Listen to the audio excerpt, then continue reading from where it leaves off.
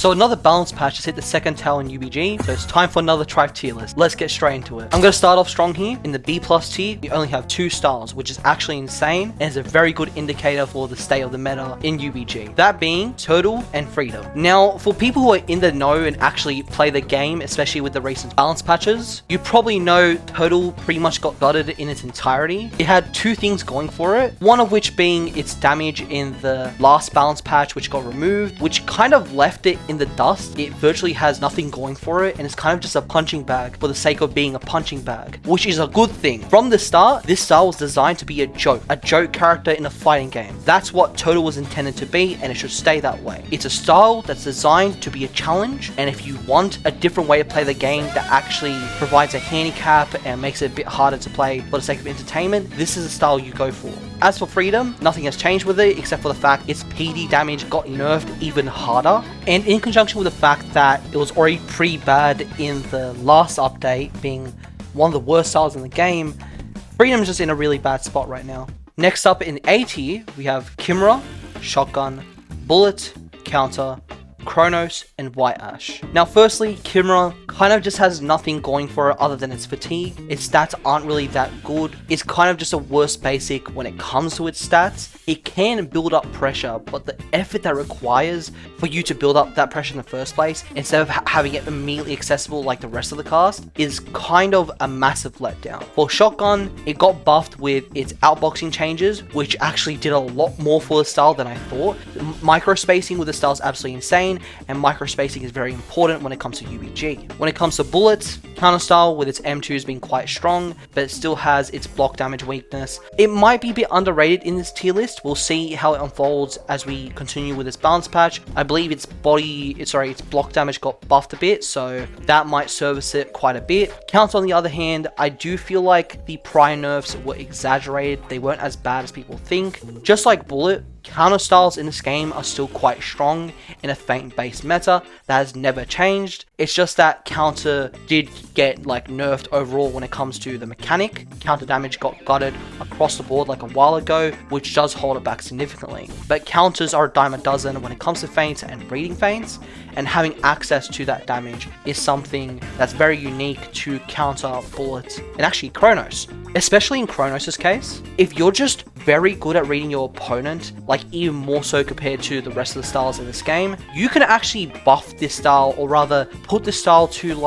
an S tier level of play, but it's very difficult, very unreliable, which holds it back from those higher tiers. Finally, we have White Ash, literally exact same deal as Kronos, but on steroids. You have to read your opponent insanely well. Your ability to adapt and understand your opponent's playstyle has to be top tier, and even then you don't really get as much as you should out of that level play. The sheer amount of risk associated with any reward you could get is absolutely immense, and yes, the ult damage buff to its successful ult has made it so that it's always optimal to use the successful ult in any given situation because there's no risk and significant reward. However, again, the flat ult damage intake is absolutely insane. The sheer amount of HP you can lose by just getting PD twice is absolutely crazy. 140% worth of damage on average in every match you fight is just almost unserviceable. If this buff didn't happen, this style would be the worst style in this game. I was very tempted to put White Ash in B+ tier below Turtle, but with this buff, it did save it significantly because it provides an avenue of reward with much less risk, which is a lot safer and a lot more reliable, which is very important in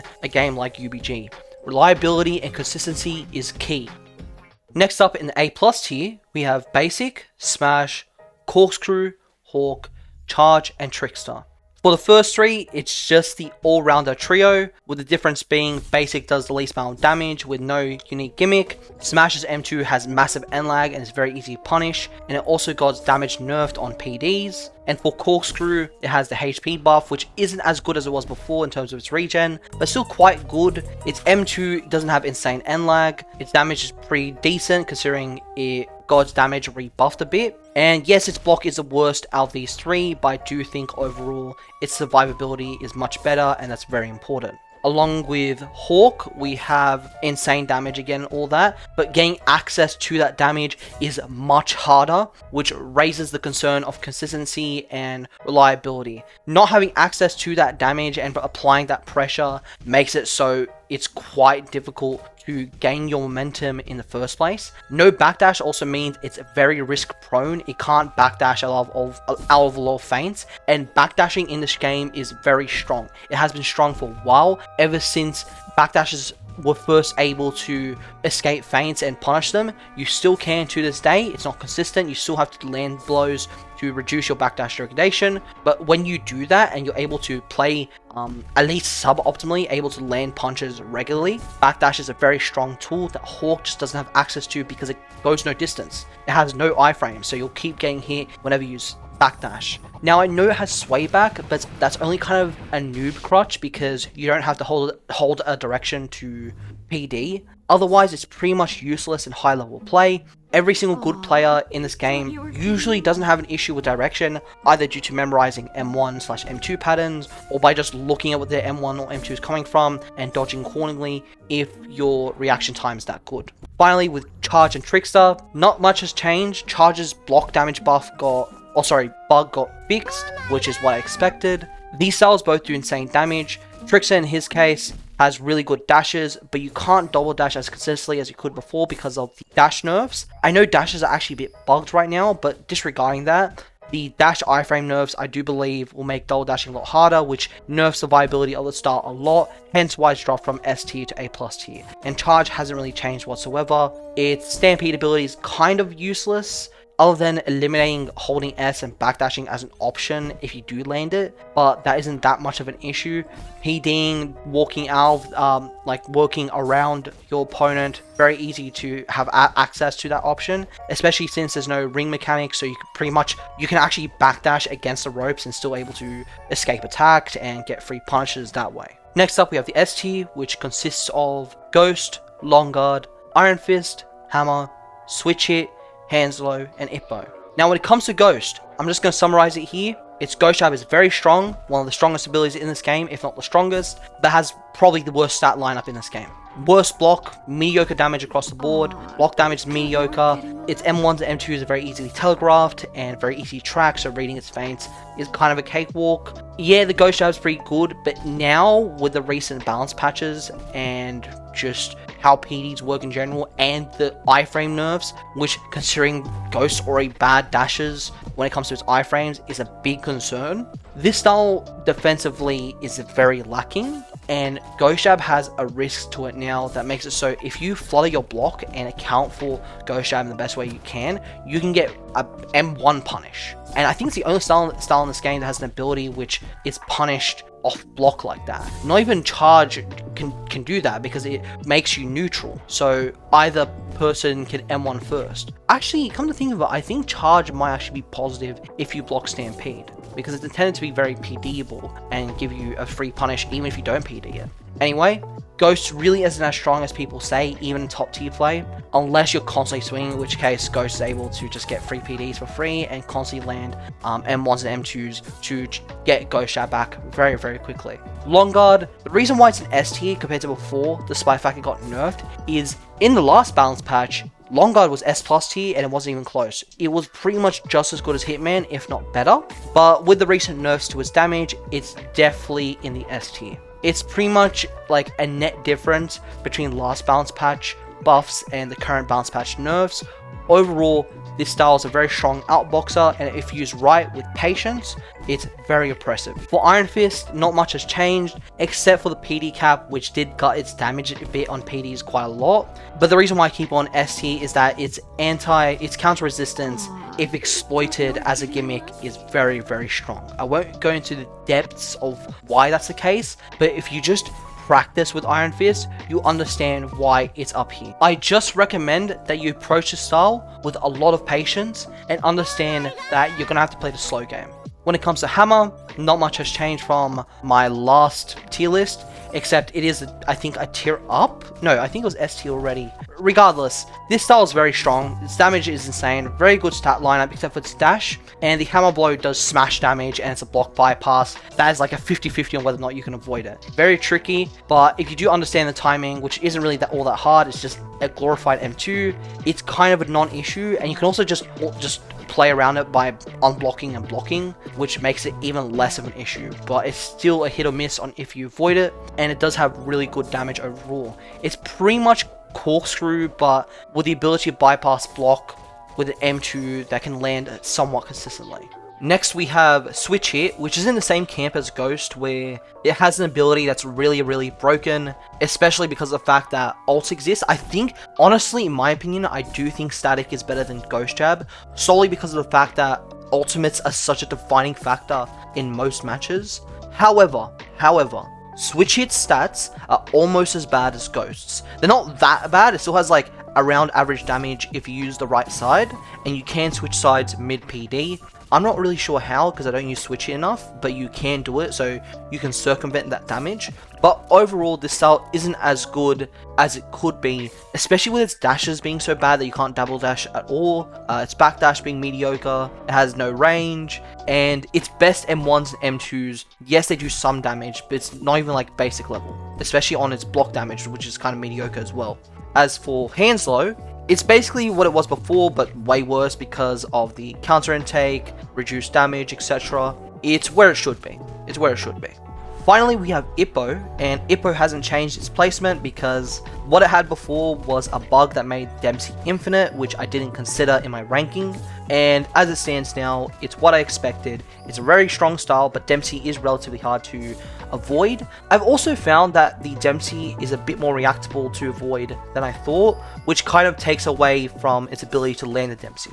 Of course, its stats are so insane and the style so cracked as a style as a whole that not being able to land the Dempsey super consistently isn't really an issue. Finally, we have the S+ tier with Wolf, Hitman, and Slugger. Okay, the bane of my existence. Alright, I'm gonna skip Wolf and Hitman. They're so strong that it's very simple as to why they're so overpowered. I don't need to explain why Wolf is so good as well as Hitman. Test it yourself, try out the styles, you'll see what I mean. However, when it comes to Slugger is simultaneously so complicated, yet so simple as to why it's so broken. It's so strong that I am almost confident that it will single-handedly kill the Ranked V2 update. Let me explain. Slugger as it stands is pretty much Ghost, but Ghost Jab is accessible all the time, with the best damage in the game, with 3 separate variations. That's M2, that again you can use all the time, no cooldown, no bar that you have to fill up. You just use it. That can be fainted into an M2, or sorry, an M1, sorry. The M1 being the best M1 damage in the game with the best anti-heal with a 50% ultimate. That if you land the M2 itself has no end lag. And for some odd reason, you can use back-to-back over and over again. As you can probably expect, that is clinically insane game design and is completely unfair. So unfair, in fact, that if this remains as it is leading into Ranked V2 is going to die within the first week. The reason why is Ranked V1 failed because of its experience. Ranked as it stands in any video game is defined whether or not it's a good experience.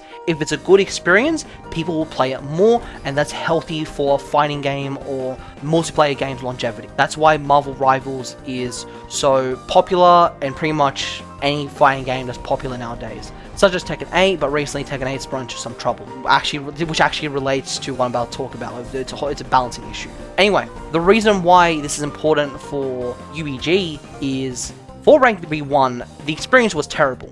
And the reason why it was terrible is because the meta, throughout the entire time Ranked was active, was completely horrible. Initially, there were no feints, so it was constant PD fishing all the time. People would spend up to hours at a time on one match for some ranked points, and that's just traumatic. I haven't come across it because at the time, pretty much everyone I was fighting was really bad, as well as I was as well because I was playing on a MacBook.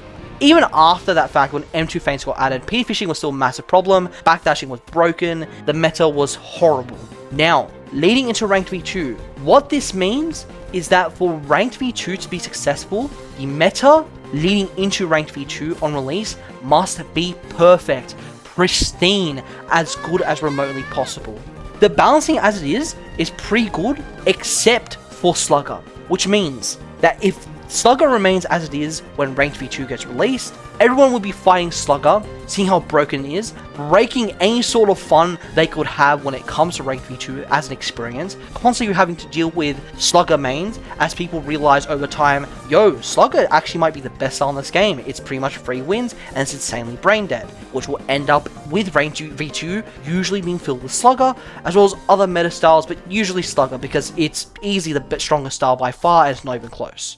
As a result, within the first week, people just can complain over and over again that everyone's using Slugger, Slugger's broken, Ranked v2 is bad, the balancing's terrible, and everyone's going to balance Ranked v2 abandon Ranked v2 as a game mode. Because if I'm going to Ranked and I'm finding the same thing over and over again and losing to the same thing over and over again because it's so strong for no reason in a way that isn't remotely fair, why would I engage with the game at all? That just reflects on the game very poorly. A fighting game is essentially defined by its rank system and the balancing of the rank system, which includes the balancing of the game itself. And yeah, that's pretty much all there is to it. Slugger needs an immediate rework. Slugger is #1 when it comes to required reworks. If this isn't resolved before Ranked v2 comes out, the game's longevity is pretty much screwed. I don't see it living past a few months after Ranked v2 gets released. If you guys agree with me, make sure to comment down below. If not, feel free to voice your criticisms and your thoughts. I'll catch you guys in the next one. Massive shout out to my members of the channel. I'll post it up on the screen here. And yeah, see ya.